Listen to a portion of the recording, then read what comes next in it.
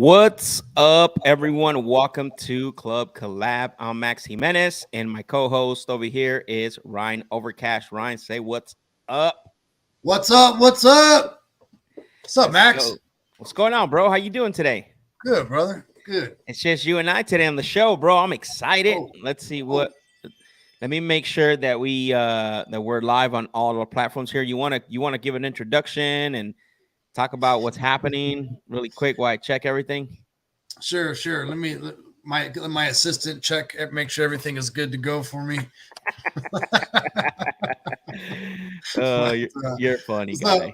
You like being on the show, bro? Taking over. Just give me my 15 minutes, man. Jeez. No, just joking, bro. All right, Uh, guys. Hey, happy to have everyone here again. Max getting some technical things set up here, checking some things out.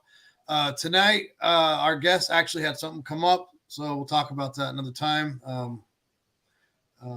Anyways, tough times right now. But what we thought we'd talk about is the market update, what we're experiencing right now, what we're going through, what's working for us, what we changed, what mhm. we're not liking, what Yep. what's not working. So a little bit of Yeah, everything there. I'm excited tonight, bro, because I think what you're saying about it looks like we're on YouTube. We're good.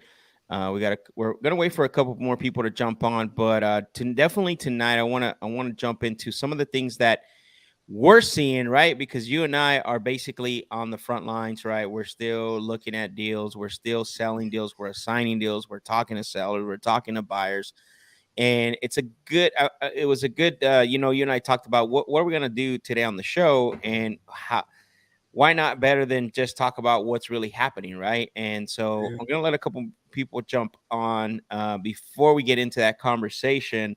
Um, Obviously this is called Club Collab and it's called for a reason. Ryan, you want to talk a little bit about how people are working with us and how they can reach us? And today as a matter of fact, we got like we're looking at three deals, I believe, or four, right? Yeah, all came in end of the day. Crazy. Guys, the deals that Max is talking about came in multiple ways. Reaching out to us on IG, you can see my handle there at Real Ryan Overcash, at Real Max Jimenez. So we have some people reaching out there. People reaching out on Facebook. You can find us on Facebook with our name. Um, Deals at phxinvesthub.net. Email my direct phone number 480-454-9796. Never leave home without it. It's always on me. Text or call. Um, I'm pretty responsive to everything because we're working, running and gunning. Have a lot of buyers that are hungry and looking for deals right now. So even the buyers need help right now, guys. Not even. I'm sorry. The fix and flippers need help right now, guys. So they're Yeah, if you missed the show last week, an interesting thing that I want to bring up is that what David Old said, right? Like, we always talk to sellers. HR Realty, what's up, brother? How you doing? Mateo in the house. What up, Team bro? Mateo. Team Mateo crushing it. I remember he said something very that stuck with me even till this day, bro. Was he said that even buyers have pain points, right? We always talk about when we talk to Yeah, sellers, right? We talk to sellers, we're always looking for that motivation, the pain point, so we can see if this is going to be somebody that we're going to work with that has that needs the solution that we're looking to provide. But we never really think about that with buyers, right? We always think buyers have it all figured out, and obviously that can't be more farther than the truth, right? Because and one thing that stuck out, and that still stuck to me to this day because of that, right? Like, that can't be more far than the truth, that buyers do have pain points. And I think, who else to speak about that than you, Ryan? You want to talk a little bit about what are some things that, give them some, maybe three tips, what you're hearing from buyers, and the pain, what is some of the pain points, that buyers are going through right now as you're talking to them. yeah, no, absolutely. Oh, They're having a lot of problems finding deals right now because they're not getting the same deals that they're getting before. I think a lot of people are having a tough time locking deals up, or just don't have deals at the right number, not finding the right people. So So buyers are still hungry. They have money. They can't just have it sitting around. David Olds brought up a very, very strong point talking about how a lot of these guys have crews. They got to keep busy. And if they leave, they don't come back. So we have guys that are just needing to keep their crews busy. We have guys that have money that's not doing anything for them. It's just sitting in the bank. And they're like, dude, I need to do something with this, Yep. And real estate's, what they've done forever. So, again, just running into a lot of scarcity of deals is what it seems like, but Yeah, they're still getting done. yeah. I think before we you know what I mean, before we get into like the things that are actually what we're seeing, right, in regards to what we're going to talk about, given that update, I think that's great because it's a good way to segue into our show tonight.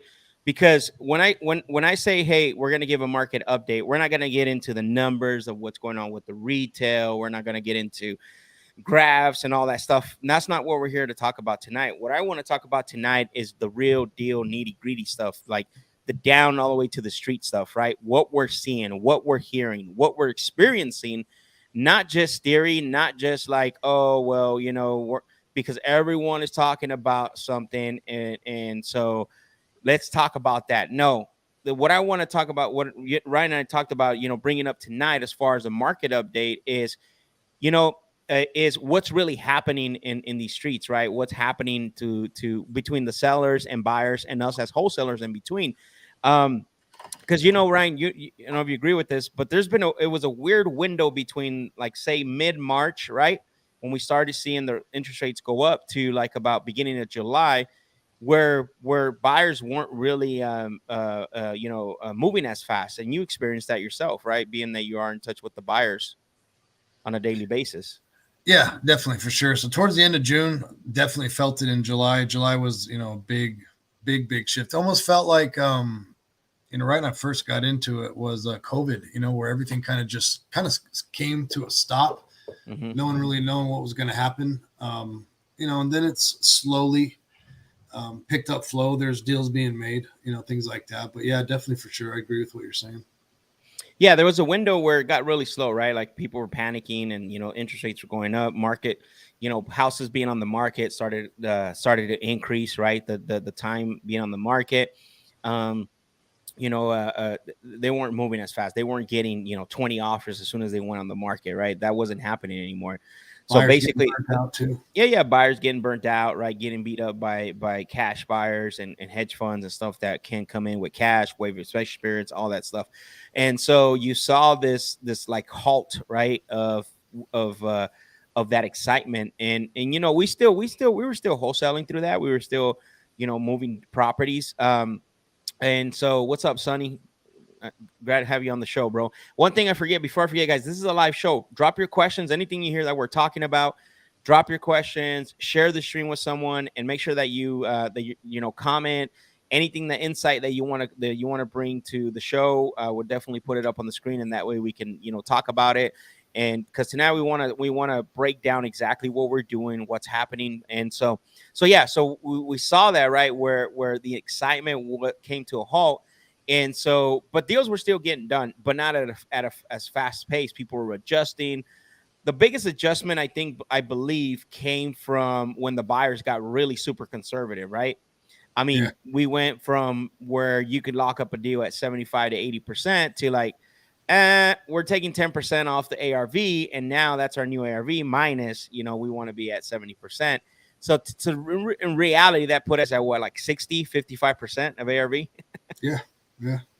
And that's not, and that's not just one buyer. I mean, you want to talk a little bit about the feedback that you got, at least, within the last 2 weeks, some of the stuff you've seen. Yeah. Everywhere, Max, we, as you mentioned, we talk to buyers. We're very vocal with them, always trying to pull everything out of them. We go to meetups. You have a lot of your own following lives. You're talking, I always hear you talking to your people. And we're getting similar feedback from all the buyers. They're saying, nothing crazy, but it's the same thing. Minimum 10%, they're taking off the top of whatever you think ARV is in today's market. So minimum 10%. If it's a heavy rehab, they won't even buy it at 70%. If you guys are getting someone to buy it at 70%, the heavy rehab, good, awesome for you. What we're seeing for the majority is it needs to be below 70%, between 68, 65%. If it's a heavy rehab, even lower. Some people say even lower. They don't move fast, so you need to know that right off the bat that they're gonna take a quick haircut on whatever you think ARV is. So yeah. So no, I love that. I love that. So basically, we'll do for simple numbers and simple math, right? We have a property that's worth 100,000 ARV. We're looking at our comparables, and we see that this property sold even 60 days ago, right? Because we're not even going back and farther, unless we absolutely have to go back as farther than 3 months, and not even that, right? Like we're looking at real lifetime comps that are selling in the last 30 days or less. That's what we're really looking for. The 90 days, when you get into like June 30th, June, probably, I think closer to July, like anything back from there back, it's not, you can't really use it anymore. You're starting to see this shift. So what buyers are doing is what Ryan is saying is that they're looking at it and they're saying like, hey, this are, if we were back in, in June or beginning of the year, yes, I would feel comfortable, going with that, with the valuation. So the adjustment has to be made, which we did, right, Ryan? We made the adjustment for that. We're even coaching like a lot of our JV partners that bring us deals to, hey, here's what you need to do. Go back to the seller. And it's starting to get a little bit better, but I think there's still a lot of work to be done. Would you agree with that? Yeah, it's definitely getting better. It's going to take a little bit of time for, the general public to hear what's happening, right, with the market shift. Yeah. And then plus, on this end, on the investment end, with guys like yourself teaching everyone and helping people get better, going back and being able to explain why they need to do a price adjustment. Yeah. So going back to my example, right? So let's say that we have a property that's worth 100,000, right? And we'll say, just for simple numbers, obviously we know that in this market it's tough to find that property. For simple numbers, we have a property that's worth 100,000, and so buyers are looking at this. If it's a light rehab, for example, if it just needs your cosmetic stuff, light landscape, maybe clean up, that's about it. They're usually taking about up to 10% off, right? Whether it's 5-10%, just depends on the market. So now the ARV is no longer 100,000, according to what these buyers, a lot of the buyers are doing now. Now their new ARV is going to be 90,000, right? So they're adjusting for whatever happens or whatever's coming up, because they don't know, right? We don't know, and nobody knows. Nobody knows if this market's going to go down, if it's going to go up. And if somebody's like saying they know what's going to happen, then you better run from them as fast as possible, right? So now you have a new ARV that's being created. Guys, I always say this. People are going to pay what the market is calling for, right? The prices are set by what the market is going to pay. There's no, yes, we can say, well, this is what I think it's worth, but at the end of the day, it's what the market is willing to pay for that property. And what I can tell you, Ryan and I can tell you right now is that these guys are making adjustments on the fly. Like the buyers, are making adjustments on the fly. They're being very cautious. If they don't get a good deal, you're going to struggle. They're not budging at all. Yeah, that's exactly, man. Talk about that. Talk about that. It's crazy. Like, there's been so many deals, right, that are we're just this close to where normally a few months ago could push it right over, could sweeten up the deal with this or with that. Right now, it's nothing. People walked away from $2,000. Remember that one from 180 to 178? It was like, yeah, if it's a deal breaker, we understand it. They're like, yeah, we get it too. Boom, done. Tight. Yep. Yeah, it's crazy. And yeah, no, good point on that, man. Like, they're not budging. Like, this is the numbers that we now. Granted, here's the cap. I want to play a little bit devil's advocate on this. Is that there are buyers that are taking advantage of this, right? Yes, because absolutely. let's not pretend like they're not. There are buyers that are taking advantage of the situation in regards to like trying to beat you up on the price. So this is where you have to be skilled. This is where you have to be like a Ryan that's talking to these buyers, building relationship with multiple buyers to understand, their buying behaviors, right? One thing is that we understand sellers' behaviors. We understand sellers' pain points. But if you're not communicating with the buyers and what's happening with them on a daily basis, you're gonna get stuck with that buyer that's gonna take advantage of you and take advantage of the situation. Because let's like I said, let's face it, there are buyers that are taking advantage of what's happening. And so the best advice that we can give you is that you need to be building relationships, or get with us, right, Ryan? I mean, you handle them pretty well. You talk to them, and you have conversations with them. Yeah, absolutely. So you guys have any questions, any hesitations, just even want feedback. You don't have to have us help you with the deal. Reach out. I'd love to talk to you about, what you're struggling with, what your challenges are, and what, Max and I would do in that situation, and see if that helps you move the deal along. That'd be cool. Yeah. So going back to that scenario, Mar, what's going on, brother? That's my brother from Canada right there, doing deals up there. So 100,000 buyers taking off. If it's a light rehab, you're talking anywhere up to 10%. If it's a heavy rehab, a lot of times they won't even touch it right now. Even if the numbers make sense, there are buyers that won't even touch it. But it's gotta be a smoking deal. It's got to be it's got to be a smoking deal. So a lot of times what's happening is that they're taking all the way up to 15%, 17% off. Here's the other thing that we're seeing a lot, and I don't get, maybe there's people out there that need more training, but some deals. The best way to sell your deals right now that buyers are going to look at is if you can provide the most information possible. You want to talk about that situation, Ryan? You want to talk about what's going on? I get excited. Here, I'll talk about what I get excited about. I get excited when people provide us with details on the property. Pictures, guys, ladies and gentlemen, excuse me, everyone out there, pictures are huge. Right now, if you want to move your deal quick, having pictures, interior, exterior, even a couple walkthrough videos is going to move your deal, especially if it's tenant occupied or if the seller's tough to work with. You want to move your deal and get these guys to trust that your deal is worth buying. Get good pictures, not good pictures, great pictures. Go the extra length. It'll be so much easier to move your deal. If you don't do that, like you're seriously costing yourself thousands of dollars if you don't get 100%. It's funny. Like even when we used to list the properties, when we used to do a lot of hotels. Obviously, right now we're not doing any of that, hotels or flips, all wholesaling. So we used to pay that extra money, even when it was a hotel deal that we're selling at a discount, right, to a conventional buyer. Because pictures make a difference, right? Video walkthroughs make a difference. Just this today, right? We're gonna do we hired a professional, right, for our Kansas deal.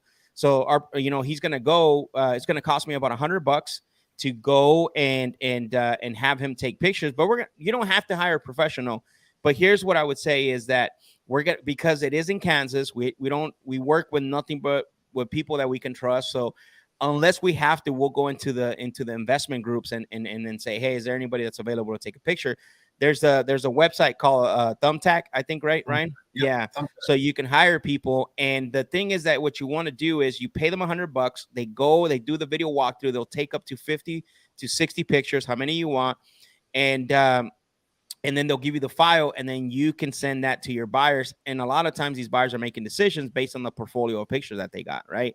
We on the deal we sold last week. You want to talk about that deal? How it was bought sight unseen? Yeah, sight unseen within hours of us posting it, because we had great pictures. We had great explanation of the property. All the details that a buyer wants to know, guys. When is close? What is EMD? How soon do you need to close? Which is huge. That's something as important as that is. I used to overlook that quite a bit. That I would tell you. Yeah. I just want to be like, oh yeah, I got a buyer. Good. Awesome. Well, cool. Hey, can they close by in time? Dang it. Forgot to find out that part. So anyway, guys, Max brought up how sometimes buyers can take advantage. That's one way, guys, just really quick. People will tell me when I'm marketing a deal, I can close in 7 days. I have the cash. I'm ready to go. Let's go right now. Right. I go away for a day or two, maybe, because I'm still marketing the property. I come back to them. You need to reassure that they can close when they say they can close, because I've been burnt on that as well. Yeah. Moving the deal, have them sign, and then they need another 2 weeks to close. So Make sure you vet them sincerely on when they can close and how they close. I love it. We have a couple questions here. So let's see. M says, "Hi Max. So me and the seller agreed on a price, and now they're playing 'Let me talk to my spouse' game. How do I follow up without being too pushy?" So, as you guys always see, the Closers Lab, I'm going to give you what you should do before this happens, and now that you're in this situation. Never, never, never agree on price with one person that's a decision maker, right? In this case, somebody that's going to have an input and that actually needs that's going to have an input on the sale of the property. You got to discover who are all the people involved in the transaction, right? Who else is when you're doing your negotiations and you're going to basically agree before you even agree. Hey, is there anyone else that you got to ask these questions? Is there anyone else that you're going to have an input? Is there anyone else that's going to have an input on the sale of the property? And then they're going to say, no, it's just me, which we know that's going to be 9 out of 10 times. It's going to be the guys that say that, right? Us as men, do we always, those are the people that are going to say that.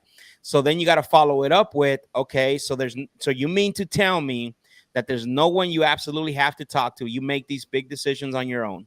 No one you confide in, not a wife, your pastor, your rabbi, your attorney, your real estate agent. There's no one involved here. Okay. Absolutely not. Okay, perfect. So when you and I agree on price and term today, you're not going to tell me that there's somebody else that you need to talk to, right? So you have to tackle that up front. Now you're in the situation is that you gotta call it out and say, hey, I'm really confused here because when you and I talked to, we agreed on price, we agreed on terms. It sounded like you were comfortable with everything I said, but then you told me you had to go talk to your spouse. I mean, I'm really confused. What's going on? You got to get them to give you the update. And then what you got to do is you got to get on the phone with both of them again. Because believe me or not, when you only negotiate with one and they pass that information over to the next person, there's going to be questions 100% of the time. And guess what? That person that you negotiated with will never answer the questions like you can. So that's the thing that you need to do. My goal wouldn't be to convince them and to sound pushy. My goal would be to get them on the phone with you to talk to you. And the way you do that is you say, look, like I was talking to Ryan. Ryan, I get it. You and I agree on price. It was my fault. You take the blame for that. Fall on your sword. It was my fault, Ryan. I should have asked you who else was involved in the process. Who else was going to have input in the sale of the property? I apologize about that. I didn't do a very good job on that. So if you were me, Ryan, when would you schedule a call for all of us to get on the phone? Make sure that I answer all your questions. Make sure that you feel comfortable. Listen to the words I'm using. Make sure that I'm answering all your questions, and make sure that you both feel comfortable doing business with me. If you were me, when would you set that up for us? Tomorrow morning, 9 o'clock. See, so tomorrow morning is okay. Perfect. So tomorrow morning at 9 o'clock, we can all jump on the phone. What I would recommend is talk to your spouse tonight. Write down your 3 to 4 questions, 5 questions that you may have, so we're prepared. And then when we talk in the morning, we'll get to those questions, right? So that way, if you can, that way you set that up. But again, my biggest thing is don't ever agree on anything with if there's only one individual, unless like say the individual, the second person that's going to have input is probably out of town, or they're basically what is it called, we had one, right, Ryan, where the husband was in the army, so he wasn't there. You remember that deal we did? Yeah, So Mesa. there are certain scenarios that may call for, but you still want to make sure that they get the okay. So let's see. Hopefully that helps. What questions should we ask buyers when developing a new relationship with them? You want to tackle that one, Ren? What questions should we ask a new buyer? Yeah. So what questions should we ask buyers when developing a new relationship with? Yeah. So basically, like today, when I was, a couple of those people reached out, I just asked them, what are you looking for? For example, are you just looking at single family? Are you in the multifamily, mobile homes? Right? What area are you looking for, and what price point?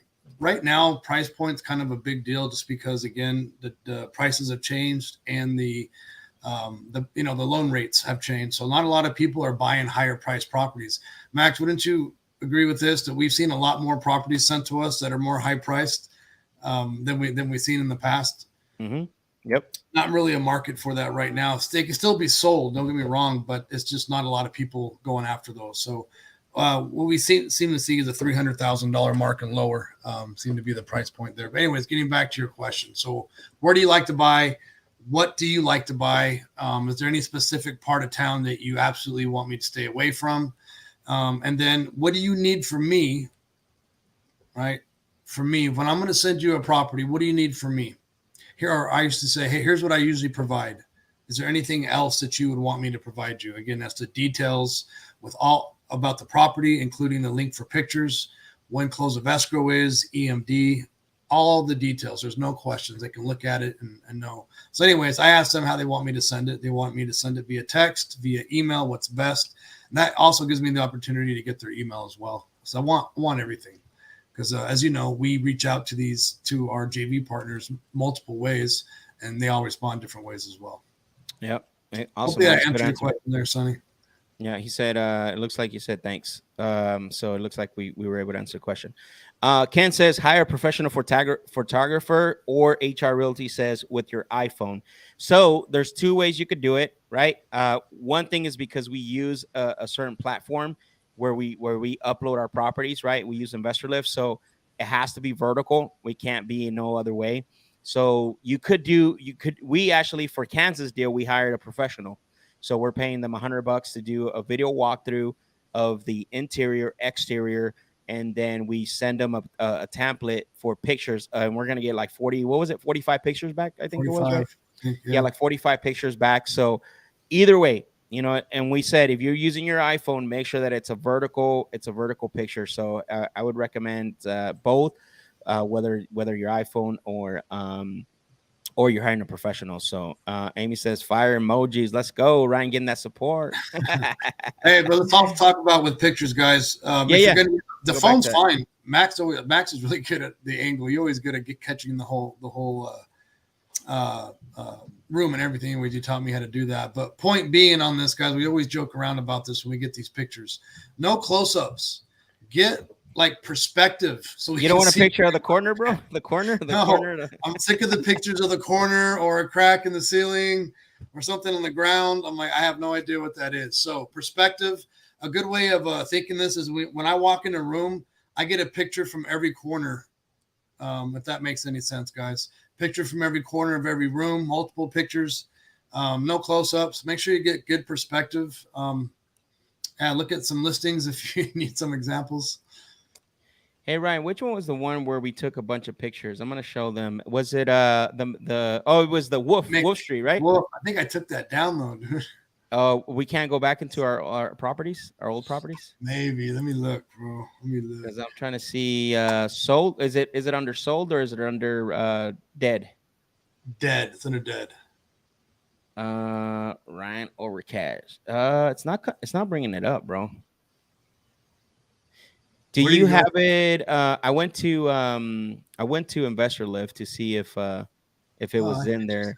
What about in Dropbox? You think we have that in Dropbox? Oh yeah, I got them in Dropbox right here, bro. So I'm gonna pull that up really quick.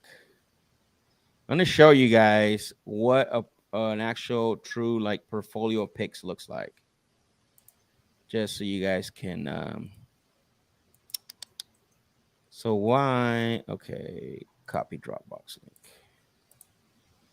Can you pull it up on Investor Lift or no? No, I can't do it. I know what you're saying. I went to what you're talking about. Well, let me pull it up though. I went to dead. Oh, you know what? I gotta hit search. Hold on.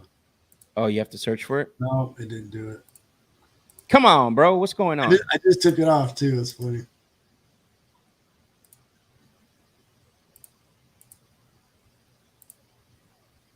All right, let me show you HR. Isaac, what's up, bro? I'm over here calling him HR Realty. Bro, change your name, bro. What's going on?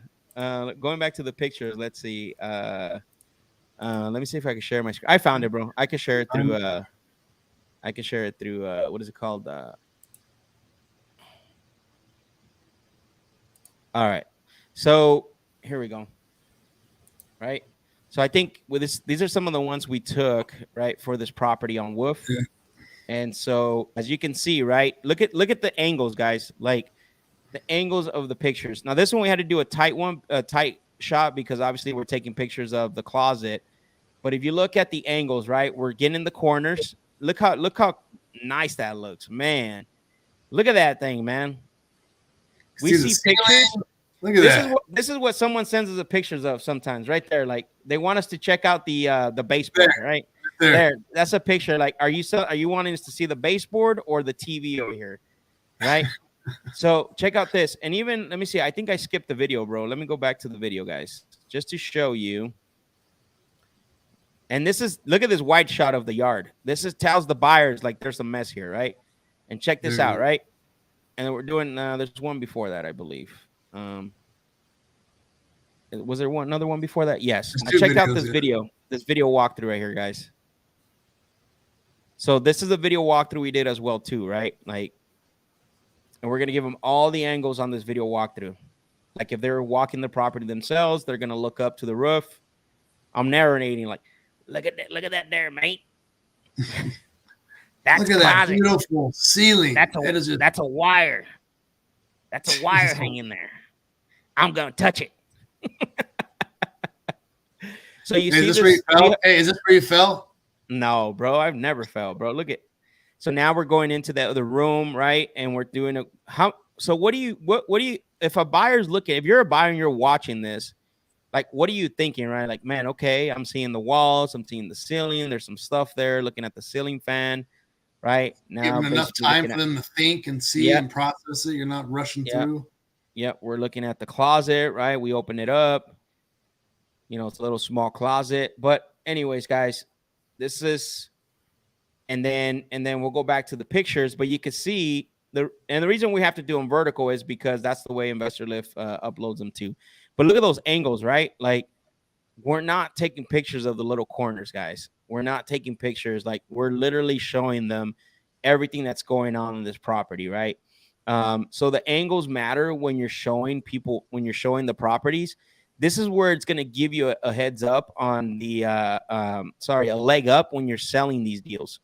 This will allow you, Max, trim this part out and post it on YouTube on how to walk a property. A lot of people don't know this stuff. We'll do that. We'll do that, man. We'll definitely do that. But let me get back here. How beautiful this is. Man, look at that shot, man. That's a big restroom, man. Bathroom, dude. It's not my cup of tea, but man, that thing's huge. So you get to show them everything, right? We're showing this buyers, and we got a lot of interest, but it was a little high. The guy that brought it to us had it locked up a little higher than what we wanted it to. So, but there it is, guys, right? It's not, make sure that your angles, usually you want to take a picture like below down here, like, you know, around your like, you know what, stomach area, waist area, right, Ryan? Take a shot of that. That gives you where we're holding it. That's where we're holding it. And it's giving you those shots. You see that? You're getting shots of the kitchen. You're getting shots of everything there. So, but we talk about, that's it, guys. I'll just break that off. But we're talking about how you can stand out when you're doing this, right? This is what's happening. You got to get good with this. You got to get good with your pictures, your videos. So that way buyers don't try to take advantage. Like, no, I showed you the video. I showed you the, you know, what's going on with the property. You know that already. So one thing that makes Ryan extremely happy is when he gets pictures like that, right, bro? Yep. Yeah, we'll definitely do that, Ken. Max, trim this part out and post it on YouTube on how to walk a property. Yeah, we'll definitely do that. Let me go back up because I think we missed a couple of questions here. Isaac says, get that 5,000 non-refundable. Absolutely. Good point. Good point. You want to talk about that, Ryan? Yeah, non-refundable EMD, just like who said that, Isaac? 5K. Anything as big, like over 500,000, we're doing 10K. Don't be shy. Get it. So 5K no matter what. And then what was I going to say? Oh, the key here, again, learn this from Max. If you're working JV partner, or if you're, you know, somebody else is selling the deal or is wholesaling the deal from you, make sure you get EMD from whoever you're speaking to, whoever's buying the deal from you, not to who they're selling the deal to. Get it from whoever you're speaking to. They put the EMD down on your behalf, and then they can get their EMD reimbursed from their buyer. Yep, super 100%. Yeah, that's a good point on that. I almost forgot about that. Let's see. For someone starting now, how many records should I pull? 2,000, 5,000, 10,000. My marketing will be SMS and cold calling. So that question is going to come back to how much your marketing budget is, right? Because let's say I tell you pull a list of 10,000 and that's where your marketing budget is going to run out. So what's the purpose of pulling 10,000 records? You know what I mean? Like, so you got to determine what is your marketing budget so you can consistently market for at least 90 days to 6 months. You don't want to just market for 30 days or 45 days and throw all your marketing dollars and not get a deal. And then you're going to say it didn't work. You got to be able to, if you have marketing, you have to set a marketing budget, right? So it just depends. It depends on your market as well. Is there enough there to pull 10,000 records, right? How much your cold callers? If you're cold calling yourself, that's different. If you're SMSing yourself, then your cost is only going to be your list and skip tracing, and your time, excuse me, your time capital. But also it doesn't matter because at the end of the day, if you have a small marketing budget and you buy the list and you skip trace and you run out of that, those are the things that you want to do. Now, I think a list of 5,000 is pretty reasonable because I'm a big believer that you can alternate, right? One day you cold call, next day you SMS. One day you cold call, next day you SMS. You start taking out all the do not contacts me. You start taking out all the follow-ups. Next week, you repeat the same thing again. One day you cold call, one day you SMS. One day you cold call, one day you SMS. So you can hit the data different ways every other day, right? And then you start building your pipeline of follow-ups. Now what you're going to do, check this out. You're going to throw in a day of follow-ups in there, or maybe 2 days of follow-ups. So now you're not hitting your cold marketing as much. You're still got enough marketing. I would say 5,000 records is quite a bit. How much were you pulling, Ryan, when you first started? Do you remember or no? Yeah, 5,000. I was just about to say five. I mean, I agree with you because I pulled 2,000 when I first started. Wasn't enough. I had to keep loading my caller. So I think 5,000 is a perfect like happy medium getting started. Unless this guy's got like 10 cold callers, Yeah, I don't know the situation. So that's the first thing that we need. Good point you brought up. Depends on how much time, how much money, and what, like you said, what marketing channels are you texting and cold calling? Are you doing mail? What are you doing? He said he would be SMS and cold calling. Oh, got it. SMS and cold call. Anyways, I still think 5,000 is a good number. I think so, man. I think 5,000 can last you. I mean, it's a lot of records. So, especially if you're the one doing all the prospecting. So, Ken said, Max, don't you have to coach the seller on how to talk to their spouse if they have any questions? Yes. That's the very last resort. My goal is to get them on the phone or book another appointment. If they say, well, I want to talk to them in private myself, then you can coach on what to say. Absolutely. So another thing, go ahead. Sorry, jump in. Another thing I like to use just because it's what I really did. My wife always would ask whenever I have her with me in these types of situations. She'd always ask questions and I'm like, oh, I totally would have forgot to ask that. And I wouldn't have asked it. So I always like to say, hey, it's better to have your wife there. It's because she's going to ask some questions that you may not think of. And it's better to ask her why I'm there so I can address both your concerns at the same time. I like that. I'm going to take that step further just to add on to what you said is that you can also give that as homework, right?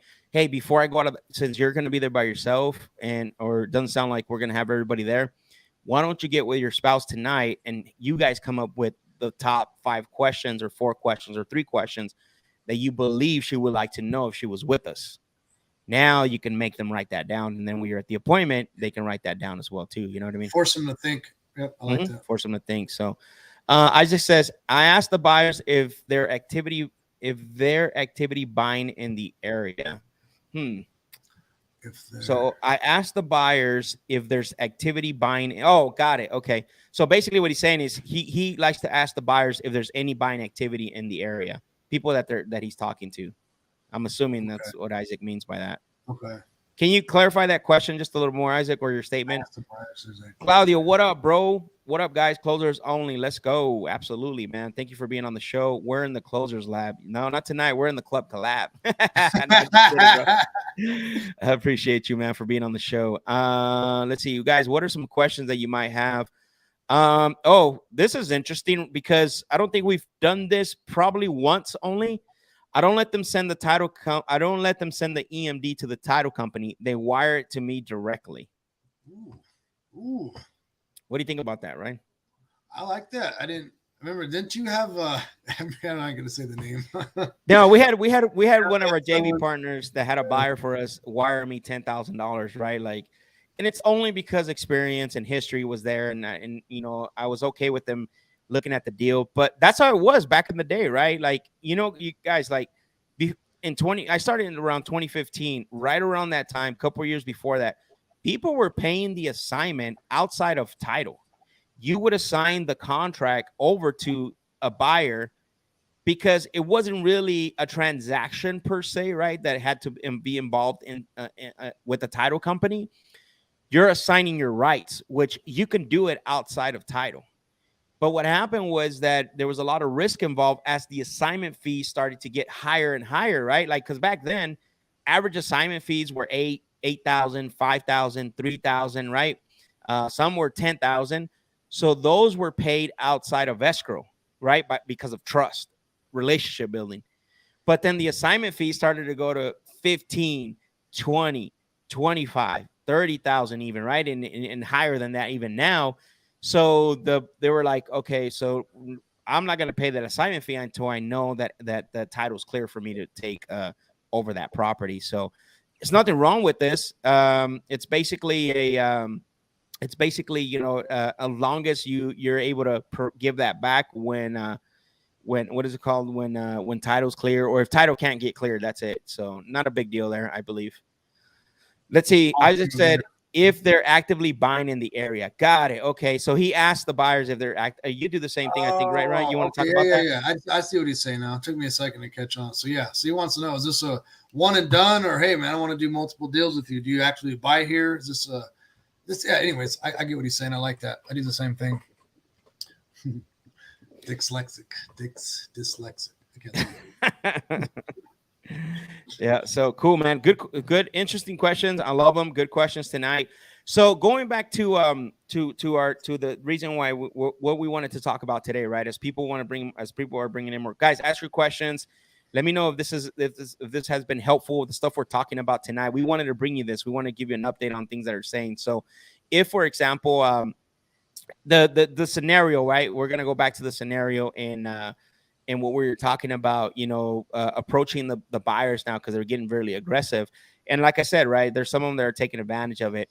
The other side of that is the I'm seeing a lot of acquisition teams and a lot of wholesalers not being so aggressive on the buy side. Like, we're still seeing, like, when we get the JV deals, what do you think? Like, probably 3 out of 5 are still too high, maybe. I mean, what do you think, Yeah. Ryan? Oh, Maybe absolutely. more? Absolutely. You want to talk about that? How that hasn't caught up yet?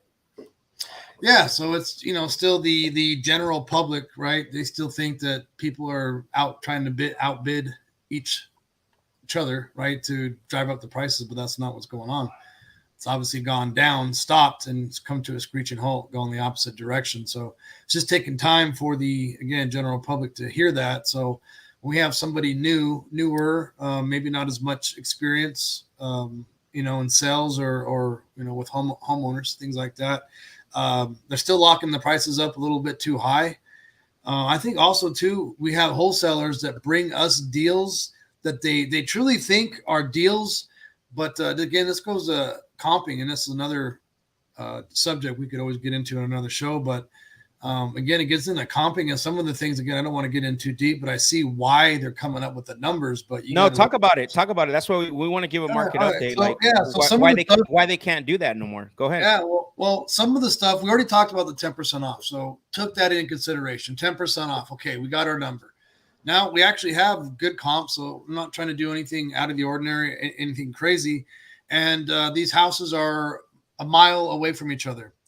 Well, what I'm talking about in particular on these ones, where again, I think the wholesaler legitimately thinks it's good, is they're not the same neighborhoods. You know how the neighborhoods are here. There's some neighborhoods that switch, from one block to the next block.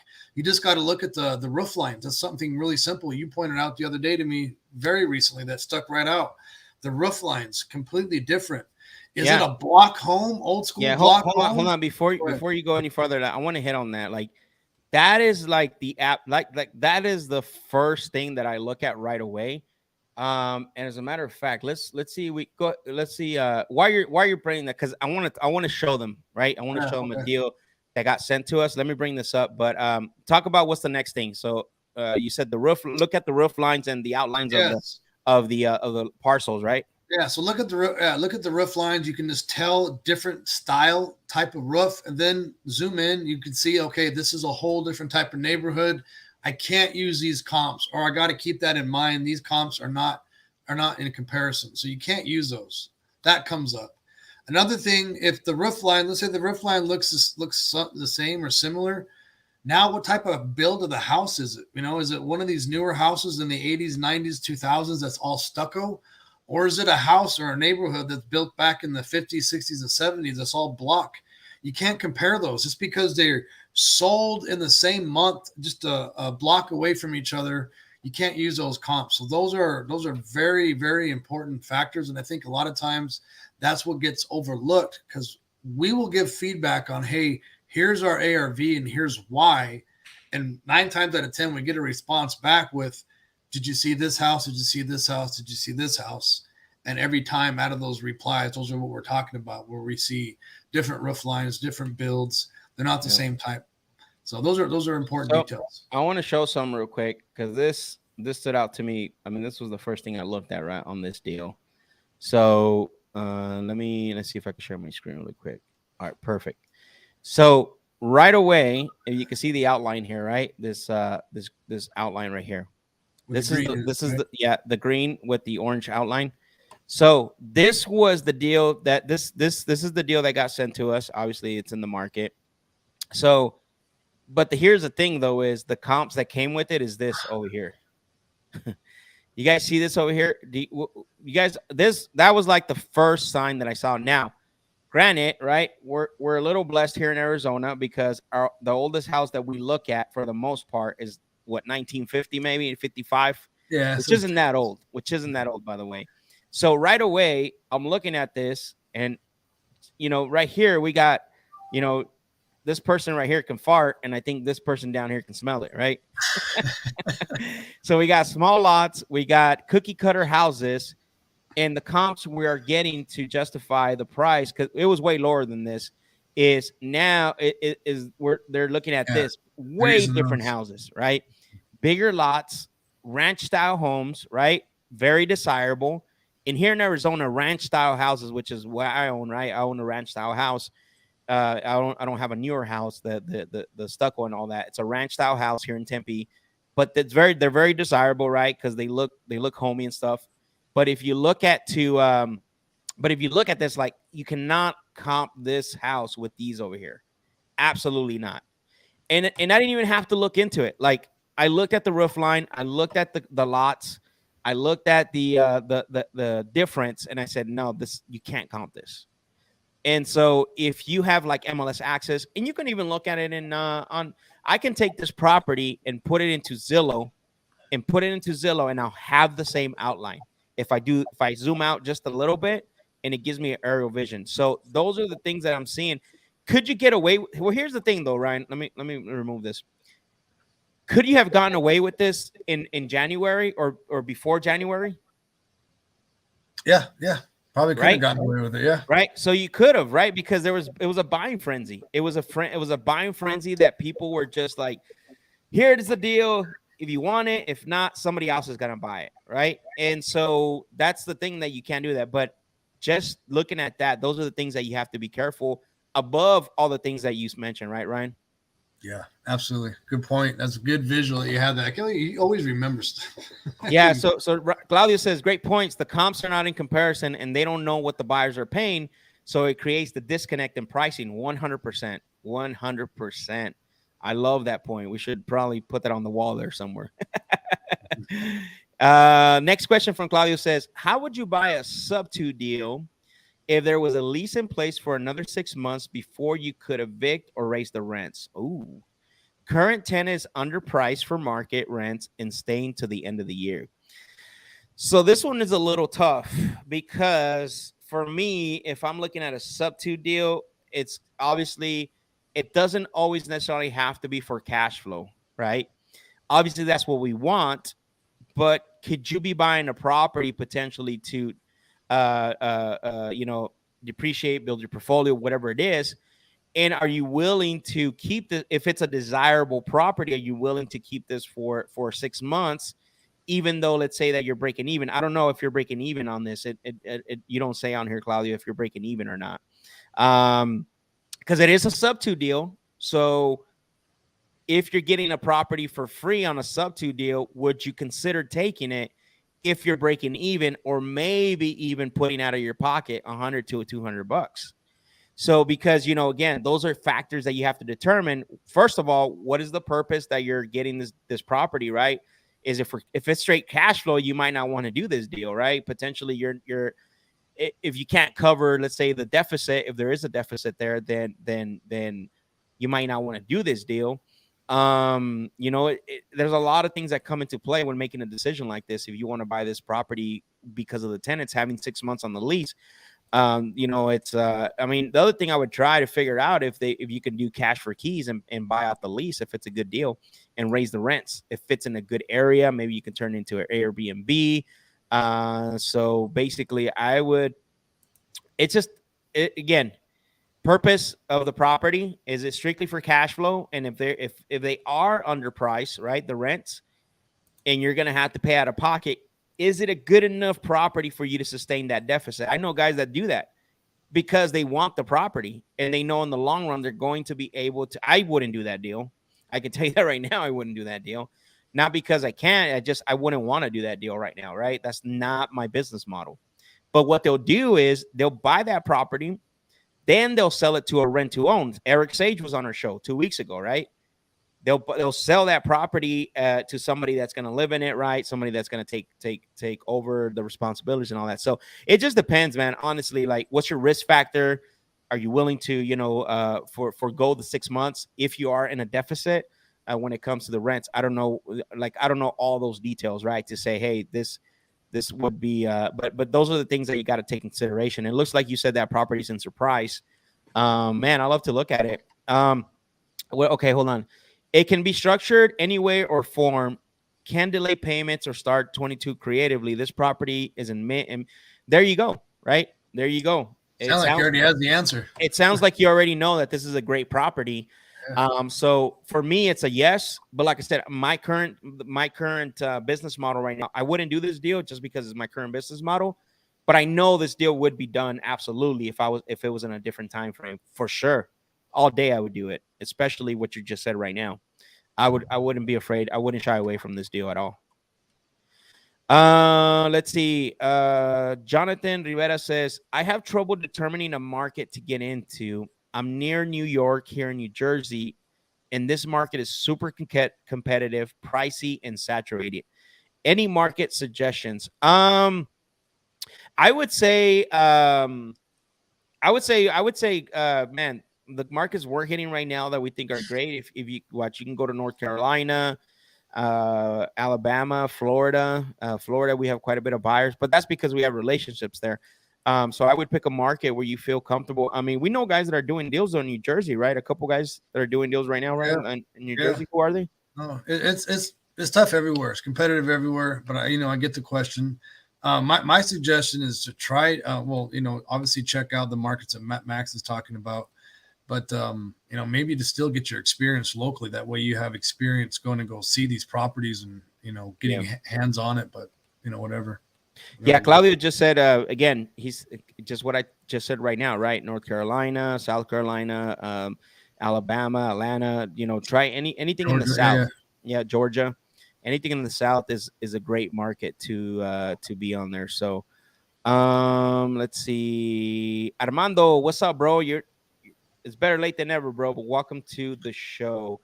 What's up, Mondo? Just curious on your approach. Okay, got it. I agree. You have to go underwater for half a year on cash flow. Yeah, absolutely, man. Absolutely. So going back to going back to what we were talking about, Ryan, is again, the part that obviously we're starting to see. We see the trend, what the buyers were doing, and You know what's crazy is that this month, actually, the end of this month in August is, especially in the markets that we just named, like you wouldn't think, right, with everything that's going on, like buyers would be super conservative to a point where they wouldn't buy sight unseen. But obviously, we know that's not the case, right, with the property that we sold last week. So it all depends, what market you're in, what's your strategy, what's your exit strategy, what are some things that you're doing, how are you positioning yourself? Are you looking at things the way I just showed you when you're doing comparables? Are you getting enough details like what Ryan was talking about? We were just showing you on the pictures to be able to tell your buyers we have a good product, right? We have something that you desire and you need it, right? At the end of the day, the person that bought that property sight unseen right away turned around and said, "Hey guys, I want to buy, everything you have." Now every buyer says that, of course, but we want to make sure that we serve that buyer because of the way they did business with us. But the one thing that I will say is that it has to, for you at some point, it needs to translate back to the seller to negotiate a deeper discount, right? It just like the buyers are telling you, like, hey man, I got to make this adjustment. Have that conversation with the sellers. Why are we so scared to have that conversation with the sellers? I see this a lot, like where people get really nervous to make the offers where they're supposed to be, right? If you know you're gonna lock up a deal, especially in this market, and it's not priced right, and it's way, you're not gonna sell the deal. And Ryan, are you gonna sell a deal that you lock up too high right now? You have no chance. Forget about it. Not even less, not even if it's a little bit less than what it was back in the beginning of the year. We're talking, they want deep discounts, right? So this is where you got to get comfortable and have that same conversation. Again, a tip for you: that same conversation that the same conversation that the buyers are having with you, with us. I'm making an adjustment. That conversation needs to happen. Like, and it's really simple. Like if I was talking to Ryan, he's a seller, and Ryan wants, what he could have got back in January.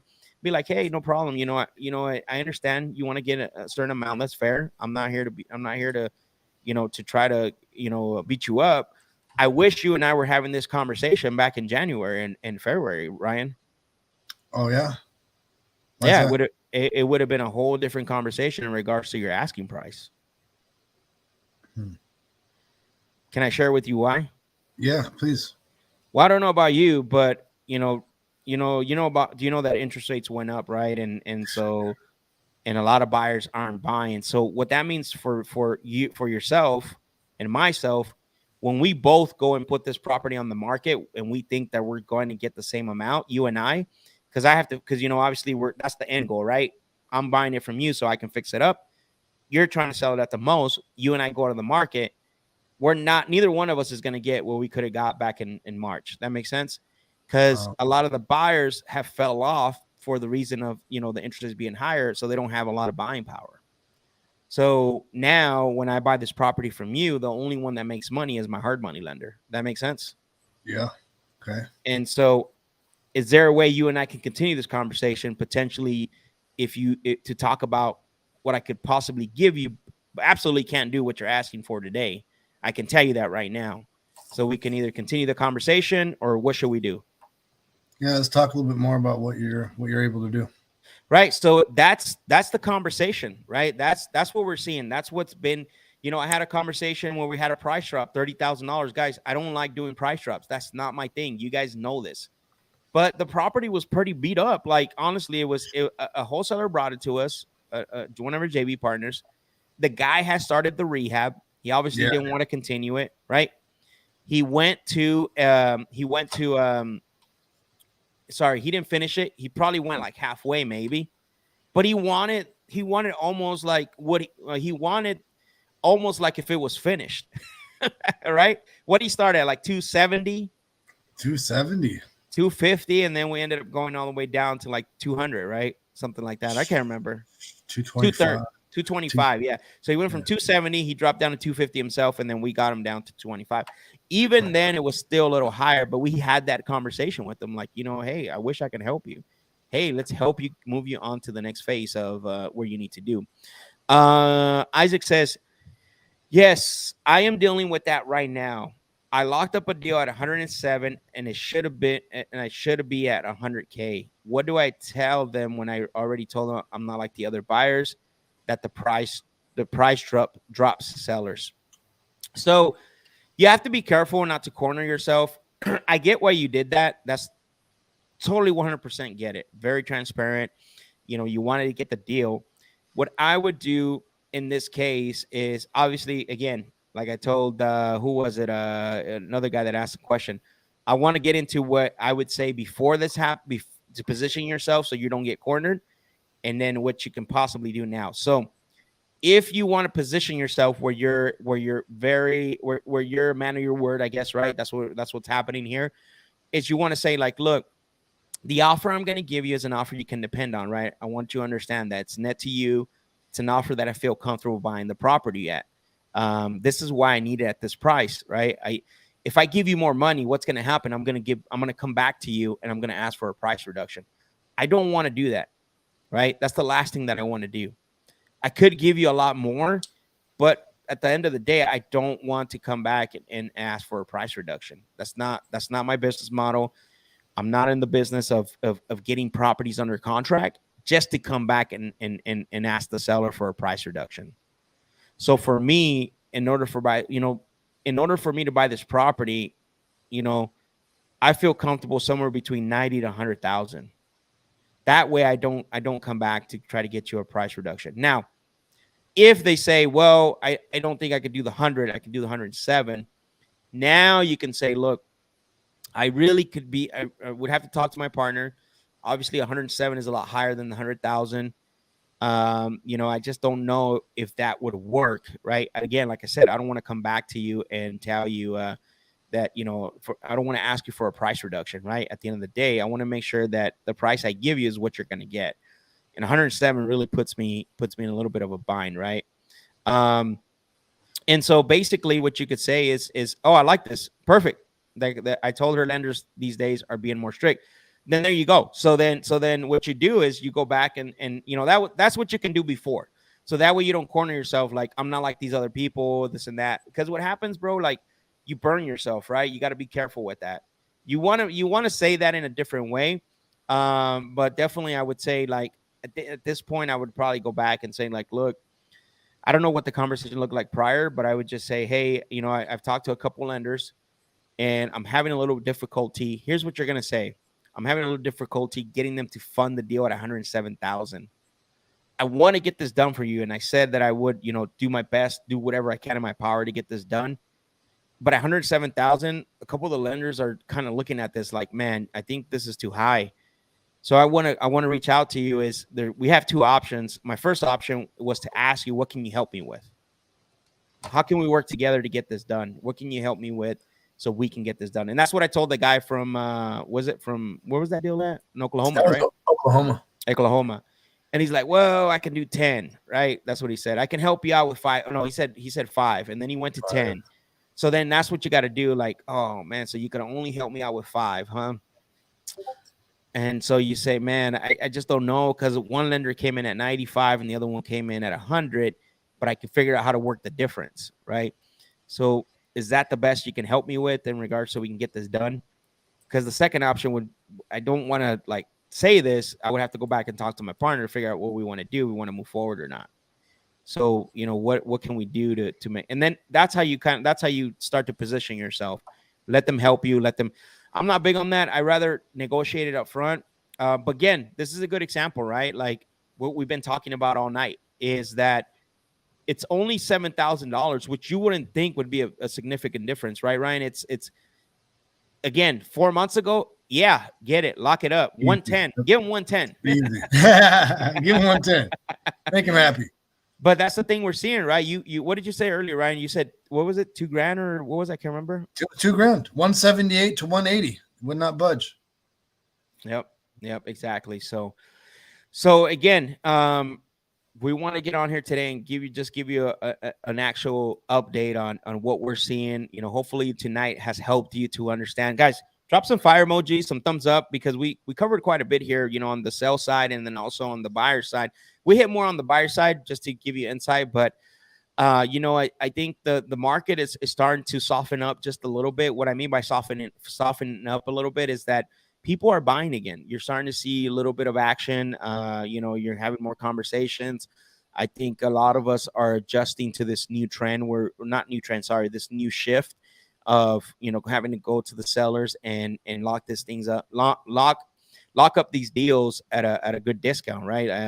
And we're seeing the market starting to move a little bit more, right? Not as much as we wanted to, but deals are being made. Deals are being made, and we want to encourage you to continue making deals, continue talking to sellers, and that way, you can keep making money.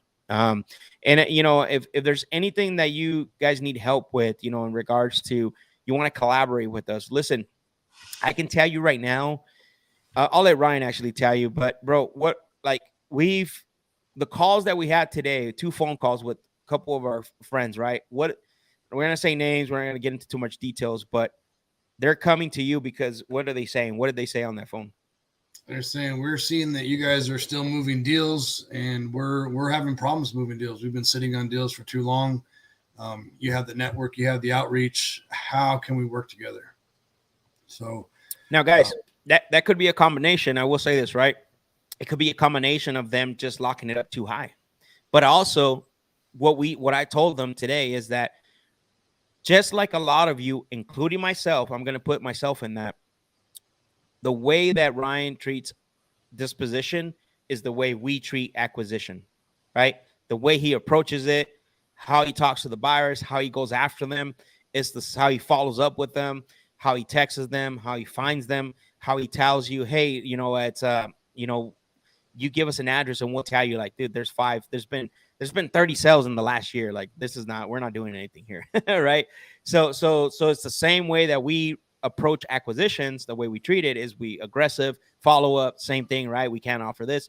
Ryan's doing the same thing, and we want to help you. We want to help you, not just with disappointing a deal that you might have under contract, but maybe a lead that you might have, right? We got guys that can call it. I can call it myself as well. And if you want to collaborate with us, there's a link below that says need help on a deal. There's a link below that allows you to put that information there. But Ryan, they can also reach you where at? Yep, there's at Real Ryan Overcash on IG. There's a link in my bio as well. You can click on that link. You could call or text 480-454-9796. Anything. Cool. All the above. Cool. And don't hesitate to reach out, even if you have questions, right? And if you don't necessarily, doesn't have to have a deal. If you have questions, we want to help you, want to collaborate with you. We want to, basically see what you're up to and help you and talk to you guys about a couple of deals. Next Monday, we don't have a guest. We should probably do something, bro. Like either look at comps, walk through, look at comps the way we look at it, the way we're, basically, or conversations with buyers. We'll break a deal down the way buyers are looking at it. So hopefully you got value tonight. I really appreciate every single one of you for being on. Thank you very much for being on. And we're looking forward to, remember, don't forget, Thursday, we have Club Collab. Also, if you'd like me to call your leads, listen, drop them in that same form. I'm still calling the Closers Lab. Sorry. I have the Closers Lab coming on Thursday morning at 10. So if you would like me to call your leads, make sure that you go to that form, fill it out. And I really appreciate every single one of you. Ryan, is there anything you want to leave them with? Oh, man, I again appreciate them. Just like you were saying, Max. Guys, share this with somebody. If you have any questions, reach out to me, reach out to Max. Get this to somebody who needs help. Share this, talk about it. Love to provide value and help anybody that we can. Cool. Thank you, guys. And thank you for being on the show and asking all your questions. We appreciate you. Later.